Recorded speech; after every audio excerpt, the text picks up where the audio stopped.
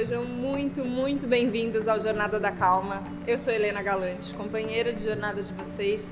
Hoje estou aqui em terras amazônicas, estou em Manaus, dentro do TEDx Amazônia, para poder conversar com o Draulio Araújo. Draulio, seja muito bem-vindo. Obrigado, Helena, é um prazer estar aqui. Vamos lá, assisti o seu TED ontem, fiquei profundamente impactada, porque você resolveu falar sobre um assunto que quando a gente pensa em Amazônia, muitas vezes a gente conecta, que é a ayahuasca. E a gente nunca falou sobre a ayahuasca aqui no Jornada da Calma. E eu sempre pensei assim, porque esse assunto é delicado, ele merece um grande respeito, peraí que eu tenho que tomar bastante cuidado com como a gente vai falar sobre isso. E o que eu senti da sua fala é que tem duas abordagens, ou pelo menos eu leio assim, que tem uma abordagem científica que a gente pode olhar para essa cultura e para essa medicina, e tem uma abordagem espiritual. E eu queria saber, até para a gente pensar como é que a gente organiza esse papo aqui. Se você enxerga essa divisão, se existe essa divisão, é só um jeito da minha mente pensar. E se caso ela exista, por onde a gente começa a se aproximar da ayahuasca? O que é o caminho que você enxerga como o melhor caminho para a gente entrar em contato? Bom, primeiro eu acho que a abordagem respeitosa à ayahuasca é o primeiro passo importante para que a gente consiga falar sobre ela com abertura, né? Realmente existem esses dois lados no Draulio. O Draulio às vezes então coloca o boné do cientista e às vezes ele coloca o boné daquela pessoa que tem uma prática pessoal com a ayahuasca e que tem todo esse respeito que vem dessa prática pessoal, né? Quando eu comecei a trabalhar com a ayahuasca, eu era professor da USP de Ribeirão Preto, dominava então na época uma série de técnicas que são capazes de avaliar o funcionamento do cérebro de maneira não invasiva, como a ressonância magnética funcional.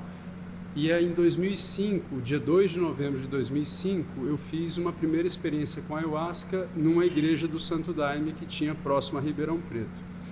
Movido muito pela curiosidade mesmo, tinha um aluno meu de doutorado na época que frequentava essa igreja do Santo Daime e me convidou então para participar de uma cerimônia com ele lá nessa igreja. Fomos até a cerimônia de noite inteira, porque era uma cerimônia especial de dia de finados, e fiquei muito impactado com a experiência, particularmente com a ideia, e eu sendo neurocientista, particularmente com a ideia de que enquanto eu estava sob o efeito da ayahuasca, eventos que se pareciam tão reais quanto essa conversa que a gente está tendo aqui agora, apareceram lá também. E elas vinham como uma característica de sonho, só que com uma diferença muito significativa com relação a um sonho. Porque geralmente quando a gente sonha, que a gente acorda do sonho, a gente olha para o sonho e desconstrói o status de realidade que o sonho tem, né? Você acorda do sonho, você diz, se for um sonho bom, você fala, ai, que pena que eu acordei. Se for um pesadelo, você fala, ai, graças a Deus que eu acordei. Mas isso significa que aquilo foi só um sonho. No caso da ayahuasca, quando eu despertei, entre aspas, daquela experiência, aquilo não era só um sonho. Então, na cabeça de um neurocientista, era muito curioso aquela experiência que eu estava tendo naquele momento, de lembrar daquilo que eu tinha vivido, não como um sonho, e olhar para aquilo e falar, caramba, aquilo aconteceu de certa maneira. Isso traz na cabeça de um neurocientista uma característica muito profunda e particular, que é a ideia que efetivamente o nosso cérebro constrói e define o que é real. Tanto é que quando a gente está sonhando, a gente acorda do sonho. Então isso significa dizer que enquanto a gente está sonhando, aquilo que a gente está sonhando é real. Quando a gente acorda, o status de realidade se destrói. No caso da ayahuasca, isso não aconteceu. Então essa perspectiva de ter uma clareza muito íntima, que o conceito inclusive de realidade é construído pelo nosso cérebro, acabou motivando essa cabeça de cientista curioso de tentar identificar como o cérebro funcionava, então, quando ele estava sob efeito da ayahuasca. E foi aí, em 2005, 2006, que a gente começou essa jornada. Agora, quando você começa a investigar, então aí com esse boné de cientista, e ainda bem, né, que a gente tem essa conversa entre esses dois mundos, quando você começa a investigar, eu imagino, e aí você, do lado de dentro é que pode contar melhor, claro, mas tem um estigma de trabalhar com uma substância psicodélica, ainda que no Brasil a situação da ayahuasca seja legalizada, permitida dentro dos contextos ritualísticos, mas tem um estigma que a gente carrega, né? Enfim, que a gente entra em contato, mas ao mesmo tempo também do que você compartilhou ontem, começaram a surgir muitas descobertas muito promissoras. Como é que você vê isso dentro da academia? Que momento a gente está vivendo agora? Eu diria que de quando a gente começou em 2005, quer dizer, a gente está falando de quase 20 anos atrás, muita coisa mudou. E boa parte desse estigma tem sido desconstruído pela própria ciência, não só na ayahuasca, mas com outras substâncias que são da mesma classe de substâncias da ayahuasca que a gente conhece como substâncias psicodélicas, né? Como é o caso da psilocibina, como é o caso do DMT presente na ayahuasca. E muita coisa mudou porque as pessoas começaram a perceber, através da linguagem da ciência, que todos os argumentos que a gente utilizava para proibir essas substâncias são argumentos que estão caindo por terra. Essas substâncias, todas elas foram proibidas a partir de 1970, a partir do governo Nixon. Então a imagem dos psicodélicos ela é construída em cima dessa proibição que classifica as substâncias psicodélicas dentro de um sistema de classificação americano, que é feito pelo FDA americano, que classifica as substâncias psicodélicas como Schedule I, como elas são conhecidas. Então, substâncias de Schedule I são aquelas substâncias que têm risco de morte, alto risco de dependência e nenhuma aplicabilidade médica, clínica evidente. Então, a substância Schedule I, ela serve para veneno de jararaca, por exemplo. Ela serve para estricnina, ela serve para os venenos. E quando a gente olha para os psicodélicos, e quando eu comecei a fazer ciência com psicodélico dentro desse véu de proibição, eu comecei a olhar e falei, gente, tem alguma coisa estranha aqui, porque efetivamente o risco ele existe naturalmente para algumas pessoas, então, mas como existe para tudo, como é montanha-russa não é para todo mundo. Sim. Então existe esse risco para algumas pessoas, mas o número de pessoas é muito pequeno. As substâncias psicodélicas são muito seguras do ponto de vista físico. Então, elas modulam um pouco o nosso sistema autonômico, elas não trazem risco de parada respiratória, não trazem risco de dependência, olha que curioso. Até pela modulação do sistema neural que a ayahuasca e outros psicodélicos fazem, né? E mais recentemente, o que a gente tem visto é que, além de não matar, além de não estar associada à dependência, ela parece ter um benefício clínico numa população de pacientes muito grande. Populações de pacientes que hoje a gente não encontram alívio no que a gente tem hoje em dia, como, por exemplo, depressão, ansiedade, estresse pós-traumático, incluindo o uso abusivo de substâncias que levam à dependência, como álcool, tabaco, cocaína e crack. Para a gente explicar para uma pessoa que nunca teve uma experiência, assim, primeiro aí acho que do ponto de vista mais objetivo, que eu acho que subjetivamente dá para contar de muitas formas, mas do ponto de vista mais objetivo, do que é feito, o que é a ayahuasca e o que acontece no nosso cérebro quando a gente ingere. Bem, a ayahuasca é um preparo indígena, é uma invenção extremamente engenhosa das populações indígenas, uma vez que ela mistura duas plantas nativas da floresta amazônica. Uma das plantas, a folha de uma das plantas, que é da mesma família do café, que se chama Psychotria viridis, a um outro cipó, que se chama Banisteriopsis capi, também conhecido por mariri.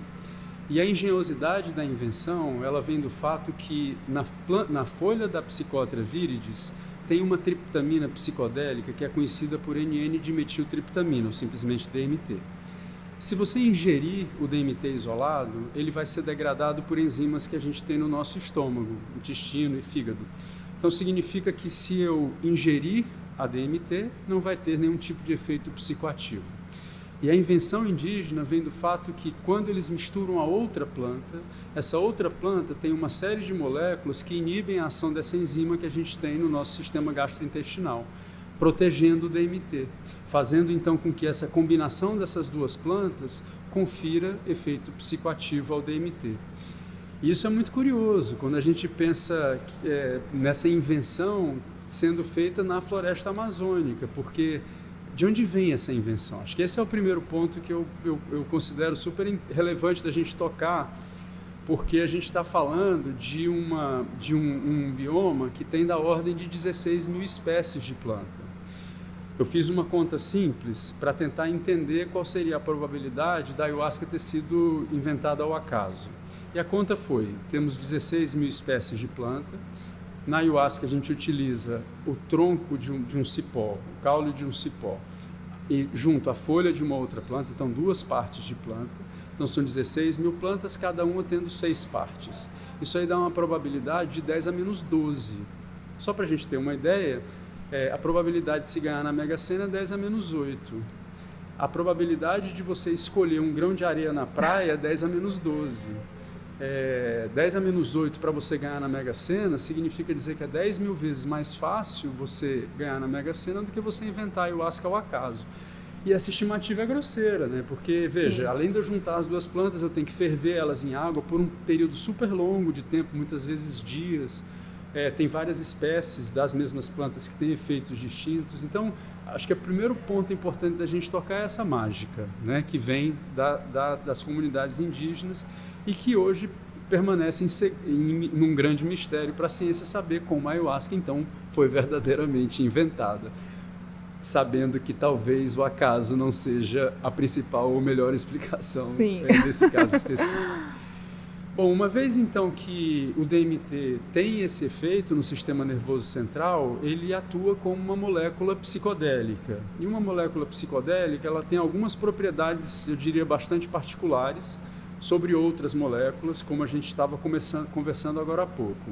A primeira delas está associada ao tipo de sistema neural que a ayahuasca ou os psicodélicos atuam sobre ele. Os psicodélicos, eles têm o que a gente chama de agonismo a receptores de serotonina. O que isso significa? Que o DMT se liga nos mesmos sítios de ligação que esse neurotransmissor serotonina se liga. Isso é muito importante. Principalmente quando a gente leva em consideração que a serotonina é um dos principais agentes antidepressivos que a gente tem hoje no mercado. Então a gente sabe que serotonina é um modulador de humor muito significativo. Uma outra coisa importante da serotonina é o fato que substâncias que estão associadas à serotonina, elas não levam a dependência química, elas não levam a dependência psicológica. Então daí o fato de que a gente traz a noção de que a ayahuasca não leva a essa dependência química. Bom, uma vez então que a DMT tem esse acesso ao cérebro, ele promove todos esses efeitos psicodélicos que no caso da ayahuasca, de forma geral, eu poderia dividi-los em 4. O primeiro e mais conhecido são os efeitos de náusea, vômito e muitas vezes diarreia que a ayahuasca promove. É muito comum a náusea, vômito também comum, mas um pouco menos comum do que a náusea, e a diarreia é menos comum do que os dois. Dentro das culturas indígenas ou das culturas ayahuasqueiras, como são conhecidas as religiões ou os outros grupos que fazem uso da ayahuasca, esses efeitos de náusea, vômito e diarreia são considerados efeitos de limpeza. É um primeiro estágio, entre aspas, dos efeitos da ayahuasca, que seria essa primeira parte de purga, que também muitas vezes está associada a suor, a tremor, a choro e a outros processos fisiológicos que são interpretados como esses processos de limpeza. Do ponto de vista mental, o efeito mais comum são as visões, que muitas vezes elas acontecem, a maior parte das vezes acontece de olhos fechados. Muitas vezes você abre os olhos, as visões elas somem. Parecidos a um sonho, mas tem algumas diferenças com relação a um sonho. Essas visões que as pessoas têm, elas muitas vezes estão associadas a padrões lindos, padrões geométricos, coloridos. A maior parte das vezes são padrões coloridos, mas muitas vezes você pode ter visões mais complexas. Visões, por exemplo, de uma conversa imaginária com uma pessoa conhecida, com uma pessoa desconhecida ou com uma entidade, por exemplo. O terceiro efeito que é muito comum na ayahuasca é um aumento significativo de introspecção. Introspecção é essa habilidade que a gente tem de estar ciente dos nossos próprios pensamentos e das nossas próprias emoções. Quando a gente está conversando aqui agora, muito provavelmente você está aqui olhando para mim falando e a tua cabeça foi em outro lugar, num problema, numa coisa que você tem que fazer. A nossa cabeça tem essa inquietação, né, que o budismo chama dos macaquinhos da mente. Então, na ayahuasca, durante os efeitos da ayahuasca, parece que a gente ganha um pouco mais essa habilidade de estar bem centrado nos nossos pensamentos, estarem muito claros os nossos pensamentos e as nossas emoções que estão acontecendo naquele momento. É como se a ayahuasca ancorasse a gente de maneira muito forte no presente. E o quarto grupo de efeitos está mais ligado a esses efeitos místicos, ou experiências místicas, ou experiências que compõem esse mundo dos espíritos, por assim dizer, né?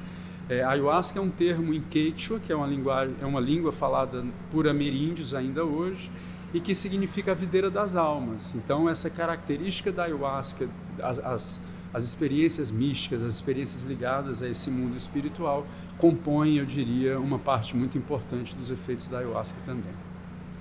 Agora eu vou querer entrar numa parte mais subjetiva, porque queria te contar que eu tive uma experiência com a ayahuasca que foi bastante assustadora, assim. Eu não sabia o que fazer. Eu acho que talvez se eu tivesse estudado um pouco mais ou lido um pouco mais a respeito, talvez eu soubesse um pouco mais o que esperar, mas ali eu falei, não, deixa eu experimentar sem ter toda a bagagem, né? Porque eu acho que hoje, como tudo, né? Todas as informações são acessíveis, tudo é muito mais popularizado, mas ao mesmo tempo tem de tudo, assim, né? Uhum. Tem um descompromisso, né? Inclusive com todas as coisas que são divulgadas. E a hora que você entra em contato, que seja com seus próprios pensamentos, eu tomei um susto, assim, eu falei, meu Deus do céu, o que é tudo isso que a minha cabeça fica pensando o tempo inteiro? Uhum. E o próprio movimento de introspecção que você comentou, ele também, a gente está tão desacostumado a ele que tem um baque, né, que acontece. Mas, ao mesmo tempo, esse ponto místico que você falou. Então, uma noção de conexão, de repente perceber que a gente está conectado com as outras pessoas, de que a gente está conectado com as outras espécies, de que a gente está conectado com o planeta. Tem uma sensação de gratidão pela vida, assim, parece, né? Que você recebe isso, e isso muda, inclusive, a sua perspectiva de tomar decisões cotidianas, né? E eu fico pensando, a gente está aqui em Manaus, né? Então, a gente está na Amazônia, que está passando por muitas situações complicadas, acho que como o nosso planeta está passando, né? Aí acho que talvez do ponto de vista menos científico, mas do ponto de vista mais subjetivo, pessoa física, Draulio, como você encarou, se isso aconteceu com você também em algum momento, assim, do susto, do medo, das emoções que despertam, parece que o universo que você entra, que é tão grande e mágico, encantado e um pouco incompreensível, mas ao mesmo tempo também muito vivo, traz muitas experiências e tem efeitos. Então, como é que foi um pouco isso para você? E como você sente que também talvez o que a gente precise hoje passe também por essa visão mais encantada que eu acho que os povos originários trazem para a gente tanto, né? De olhar para tudo e falar, ok, tem uma interdependência, né? Já que você citou os budistas ali também, que faz parte. Eu diria que há muitos anos, há milhares de anos, a gente ouve diferentes culturas trazendo para a gente a importância da gente conseguir estar no presente. Cada vez mais isso se torna mais difícil. Então a gente está sempre conectado ao futuro ou a gente está conectado ao passado. A gente pode inclusive pensar em transtornos mentais com essa clareza de futuro e passado. Então se a gente fizer uma ligação da mente no futuro com um transtorno mental, muito claro que a ansiedade representa essa mente no futuro. Da mesma maneira que a depressão, em boa parte, representa essa mente no passado. Então, a ayahuasca, assim como outras práticas de outras culturas, como a meditação e o yoga, elas têm essa característica de, com muita clareza e com muita força, lhe trazer para o presente. E a gente não está habituado de viver no presente. Então, eu diria que boa parte desse nosso susto inicial vem dessa imposição, entre aspas, de que a gente vai viver o presente naquele momento. Sim. E quando a gente começa a viver o presente, efetivamente é uma prática e uma possibilidade que a gente tem de entrar em contato com quem a gente realmente é. Então, eu diria que boa parte da experiência mística que a gente tem quando está sob efeito da ayahuasca, ela também está conectada a essa experiência mística espontânea que acontece em outras culturas quando elas estão meditando ou quando elas estão praticando yoga. É a mesma experiência da sua mente no presente. E eu diria que é essa experiência que muitas vezes que a gente não está habituado e que a gente deveria tentar praticar mais, que faz com que a gente tenha essa conexão, como você falou, com outros seres, como as pessoas gostam de dizer, com a natureza de forma geral. Quando você estava explicando ontem, acho que as imagens ajudam, né? Que também são coisas que a gente não vê acontecendo no nosso cérebro, né? A gente percebe internamente o que está acontecendo, mas a gente não vê. E quando tem essas imagens, então, de ressonância do que acontece no cérebro, quais são as conexões, como é que as sinapses funcionam, são muitas coisas que a gente, leigo, não imagina que é assim, né? E você comentou sobre a possibilidade que os psicodélicos acabam ajudando, desenvolvendo, de você quebrar padrões que são repetitivos, né? E eu acho que talvez isso tenha a ver com essa ideia do passado, né? De muitas vezes a gente está preso no passado, mas essas coisas que a gente fica ruminando, né? E eu penso quanto dessas ruminações não tem a ver, inclusive, com atitudes destrutivas que a gente tem, inclusive em relação ao meio ambiente, né? Onde a gente vive. Isso dá para ver acontecer e dá para ver também as pessoas que acabam se dedicando a esse caminho, colhendo bons frutos, assim, a gente para de ficar agarrado nessas ideias. Eu diria que, de forma geral, nós seres humanos, à medida que a gente vai ficando adulto, a gente se torna, como William James falava, um bundle de habits. Então a gente é esse novelar de hábitos que faz com que, na verdade, a gente responda automaticamente a tudo, sem nem pensar. E, efetivamente, hábito é uma coisa muito difícil da gente quebrar. O hábito mais simples eu tenho o hábito de abrir a minha pasta de dente e deixar a pasta de dente sem tampa. É difícil você mudar um hábito, é difícil você mudar um caminho que você segue todo dia de manhã para ir para o seu trabalho, para ir para a sua ocupação. Você segue aquele caminho. No dia que você vai fazer alguma coisa diferente, você se pega seguindo aquele mesmo caminho. Você fala, meu Deus, não era por aqui, hoje eu vou para outro lugar. Então isso, de certa maneira, representa que à medida que a gente vai envelhecendo, Helena, eu vejo que a gente tem duas opções. Ou a gente se fecha e a gente envelhece com a ideia de que eu sou assim, eu estou ficando velho, eu não mudo mais.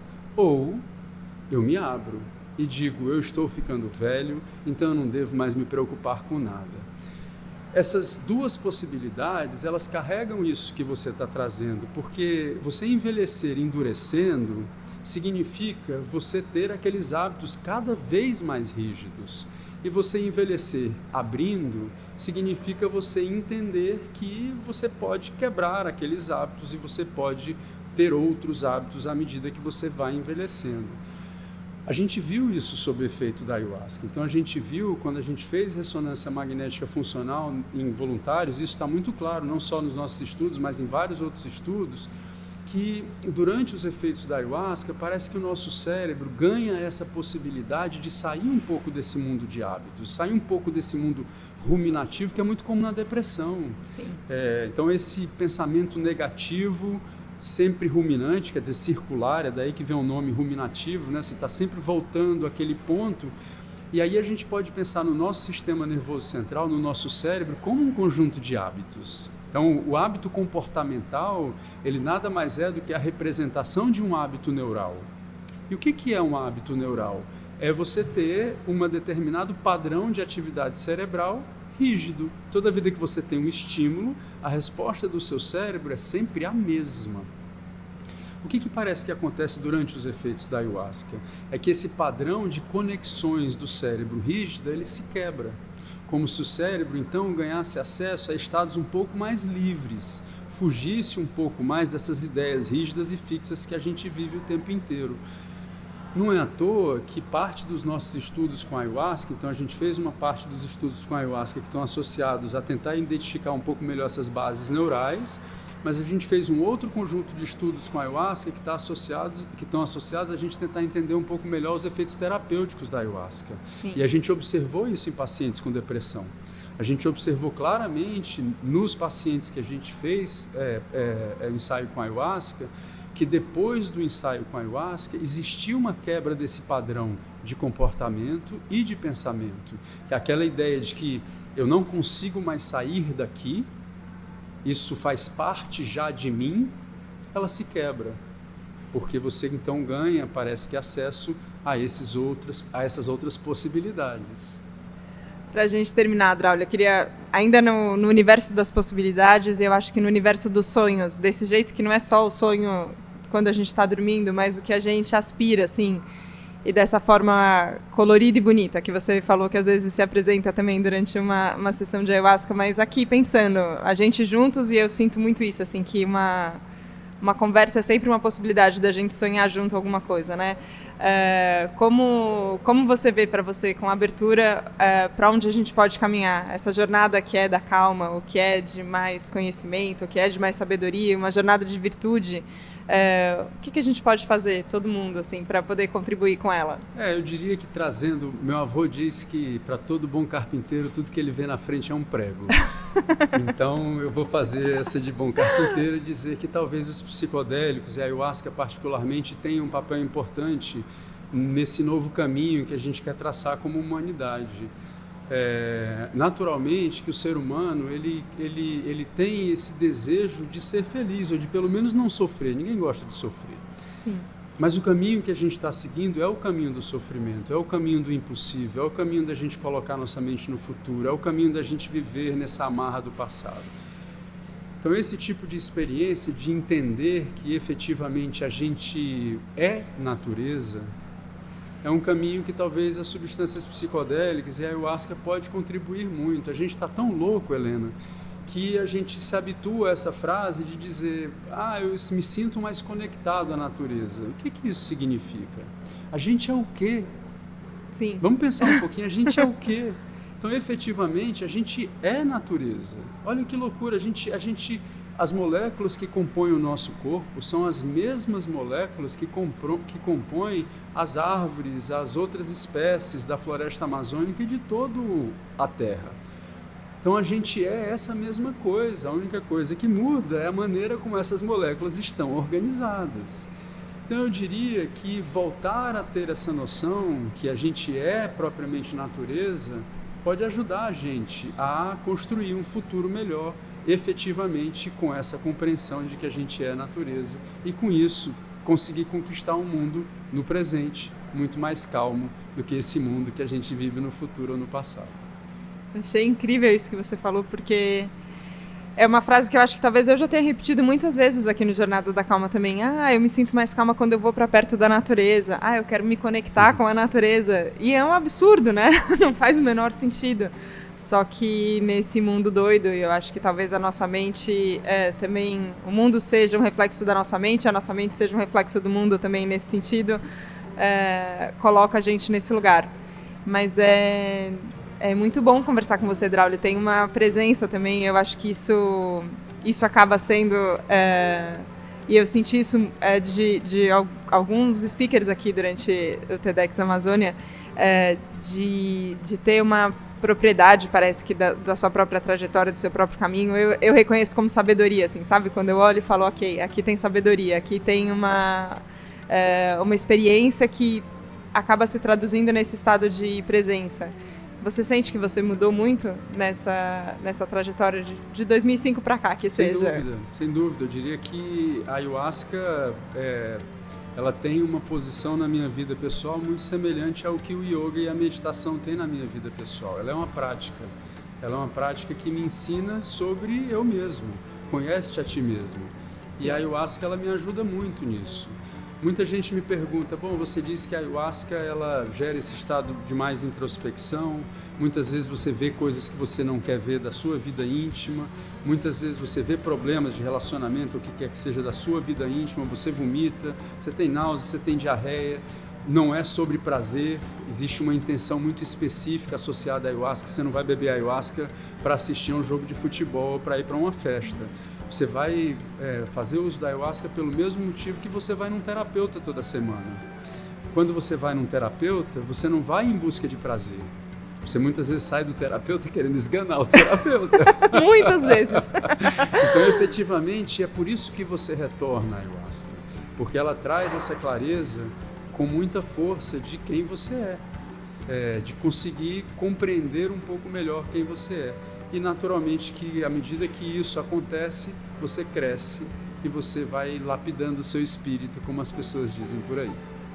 Nossa, que aula, que presença, quanta troca bonita. Draulio, eu queria te agradecer demais pela presença aqui no Jornada da Calma. Obrigada. Eu que agradeço, obrigado e sucesso, vida longa. Obrigada, que assim seja. Obrigada a você que nos acompanhou hoje aqui nesse Jornada da Calma. O que você pensava sobre a Ayahuasca, talvez antes desse episódio? Será que mudou agora depois dessa conversa? Conta pra gente, a gente vai querer muito saber. Obrigada pela confiança, obrigada pela abertura e a gente se vê na próxima segunda, no próximo Jornada da Calma. Tchau, tchau!